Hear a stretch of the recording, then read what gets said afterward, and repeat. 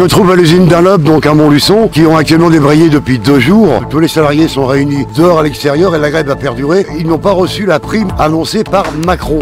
En grève depuis ce mercredi 30 janvier, les salariés de l'usine Goodyear Dunlop de Montluçon ont annoncé poursuivre leur mobilisation. C'est une grève lancée par la CGT et qui a été rejointe par la CFDT. Là, on s'organise pour durer. Il y a un point qui va être fait avec la direction à 16h. Et en fonction du résultat, ça va repartir pour la nuit et le week-end. C'est les équipes de suppléance qui vont prendre le relais. La principale revendication, c'est la non-attribution de la prime Macron. En effet, les mesures d'urgence économique et sociale annoncées par Emmanuel Macron ont été concrétisées par la loi Gilets jaunes. Aujourd'hui, on est en grève, comme hier, pour la prime Macron et pour l'augmentation des salaires et l'embauche des intérimaires et l'amélioration des conditions de travail. Alors qu'est-ce qui a déclenché ce mouvement de grève? Le ras-le-bol général. Suite, comme vous le savez, l'an dernier, il y a eu un plan de départ avec 88 départs. Il y a un ras-le-bol général. Suivant le décret, tous les employeurs peuvent verser cette prime exceptionnelle, mais pour les dirigeants de Dunlop, cela n'est pas envisageable.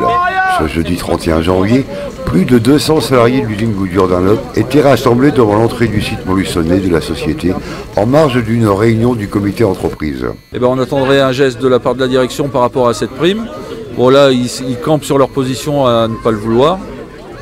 On leur a fait d'autres propositions en termes de garantie de prime de performance, comme ils disent, et d'augmentation de salaire, mais là ils jouent de la calculette en ce moment. Mais pourtant Macron avait donné pratiquement l'obligation de donner une prime à tous les salariés en France.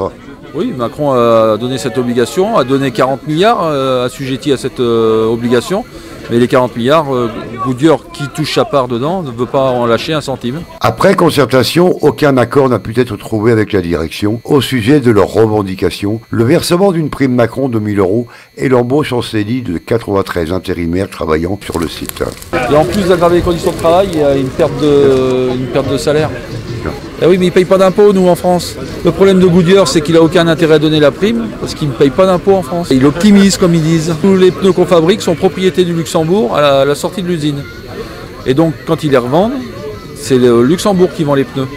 Avec la TVA du Luxembourg, les impôts du Luxembourg, et jamais d'impôts en France. La direction du site a, elle, proposé le versement d'une prime de performance à hauteur de 70 € par mois, garantie pendant un trimestre, l'augmentation de 1% des salaires et l'embauche de 2 salariés par mois. Ça a démarré déjà, la colère avait démarré avec le mouvement des Gilets jaunes, puisque je rappelle que la CGT Dunlop a appelé la veille de chaque acte et le jour de chaque acte des Gilets jaunes pour que les salariés y participent.